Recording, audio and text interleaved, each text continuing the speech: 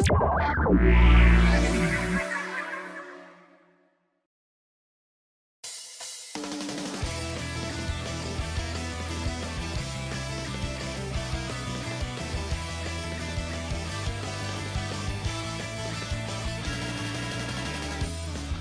2 is my favorite game of all time. There are a lot of reasons why I like it. It has a lot of modes compared to other types of shooting games. But this one isn't really like a shooting game where you use realistic guns or anything. It's a paintball shooting game. But what is Splatoon? Why is Splatoon my favorite game? Why are those humanoids not human? First, we need to know where they came from. Humans have dominated the world for centuries, but due to overflowing sea levels and climate changes, the humans became extinct. Fast forwarding to thousands of years, humanoids known as Inklings have evolved into a human-like form. They are no ordinary squids. They can turn into two types of identities, like they can turn into squids, then turn into a humanoid. In addition, they can swim in their paint too. I really like the game's history about the world because it gives an interesting look in the future, how extinction may happen, and how the squids will be next to dominate the parts of the world. Now that brings me to my next topic.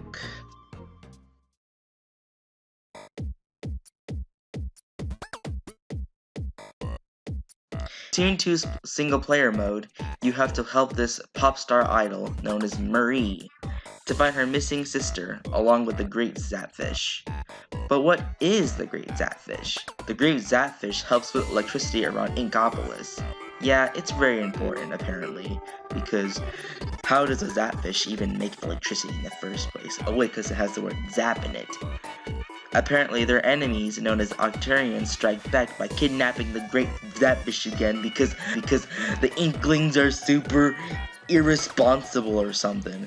So we must find Marie's sister, along with the Great Zapfish.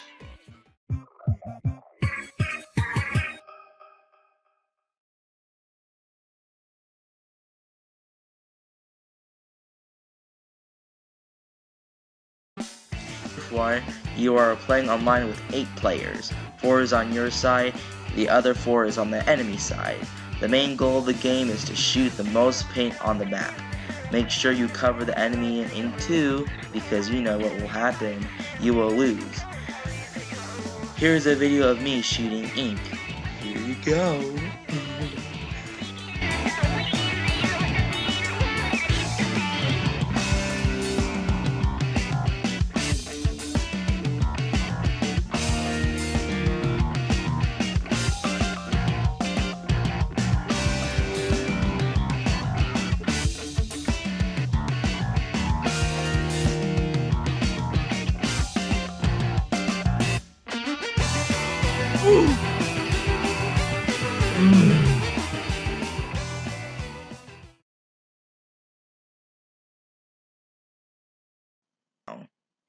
We are at Booyah Base.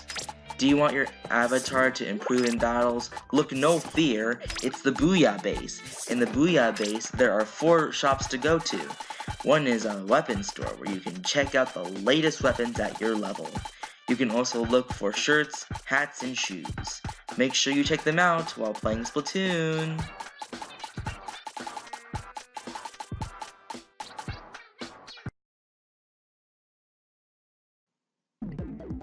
Salmon Run.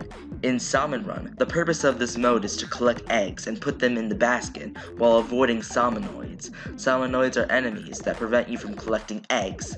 Once you hit a higher level, it's harder and almost impossible to complete. Also, there are 3 waves, so make sure to beat all those waves or else you won't get your payment.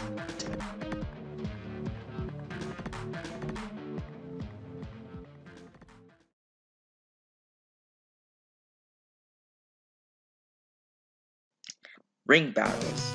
As soon as you reach level 10, you can finally experience the challenging ones. It's not like Turf War at all, it is basically different. In rank battles, there are about 12 ranks: C-, C, C+, B-, B, B+, A-, A, A+, S, S+, and lastly, the greatest one is X. These ranks can determine how good you are. C is the lowest, B is average, A gets challenging, S gets extremely difficult, and X is the max point. In ranked battles, there are about 4 modes. This includes Splat Zones, Tower Control, Rainmaker, and Clan Blitz. But what are they, you may ask? Well, Splat Zones is pretty similar to Turf War, where it's a small space in Splat Zones. In Splat Zones, you have to fill the box to lower your points. You start from 100 and work your way down to 0. If you hit 0, you win. But if the opposite team wins, you lose. The best way to win this is to use special weapons like Bubble Blower, Bomb Lancer, Ink Storm, Baller, and Splashdown. Well, through my experience. These special weapons can make that entire zone yours. Here are some footage on why they are both helpful in-game.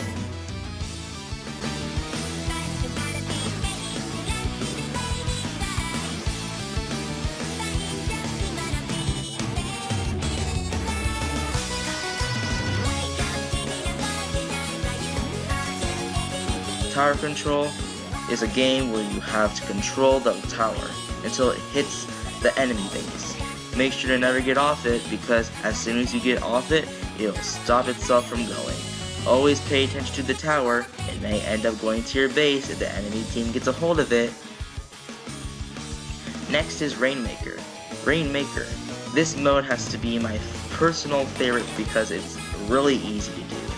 In Rainmaker, the objective is to bring the Rainmaker to the enemy base, similar to Tower Control, but you're the one controlling the Rainmaker. The best way to win the game is to find shortcut routes. Each map will look different each mode you play in. I didn't mention that, but I did now. But in Rainmaker, it's really easy to spot different routes to trick the other players. It's sometimes really helpful in trying to win a game. In Clan Blitz, the objective of the game is to find clams and put them in the enemy basket. To find a clam, you must find ground. Once you get at least 10 clams, the clams will collide to form a football. Once it becomes a football, you are able to open up the enemy basket. If it's just one clam, it will not open, so always form a football before opening the enemy basket. Also, getting killed while having a football may cause the football to burst.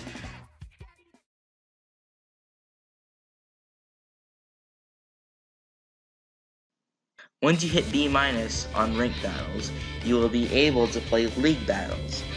In league battles, you will form a team of 2 or 4 with friends.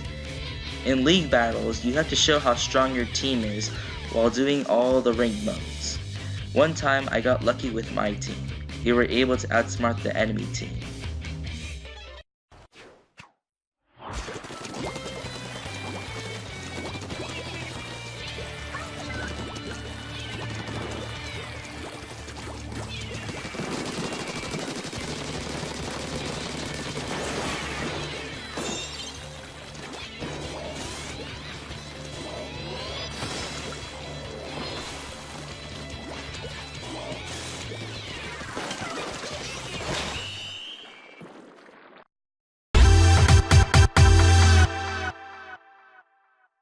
World of Splatoon, the Inklings created a festival known as Splatfest. It is a type of culture in Splatoon where people fight out in a battle of turf war for things they like. For example, I like to eat with a fork, but the other person likes to eat with a spoon.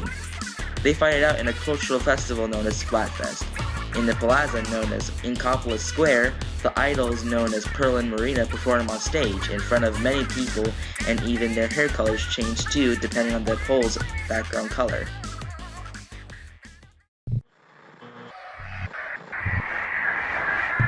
Mention is a DLC exclusive. Yup, I forgot about this. I'm sorry. It costs $20.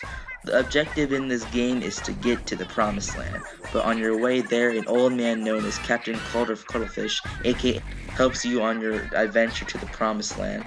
Well, however, your Octoling has lost his/her memory, and you must find it. You then stumble by a phone in a train station and he wishes to help you get to the promised land.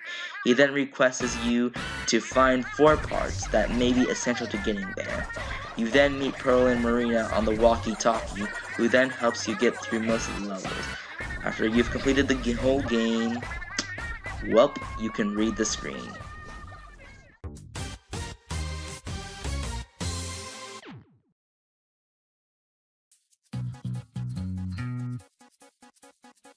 In conclusion, this is what I think of the game. Splatoon is my favorite game because it has many types of modes. It has a special DLC for players who want to play as a different species known as the Octarians. It has a long history of how it all started, and it even has wonderful events called Splatfest. Splatoon is really addicting to play, and it keeps getting better every update. Well, thanks for watching the video, everybody. I'm sorry my voice kinda sucks, so yeah. Bye.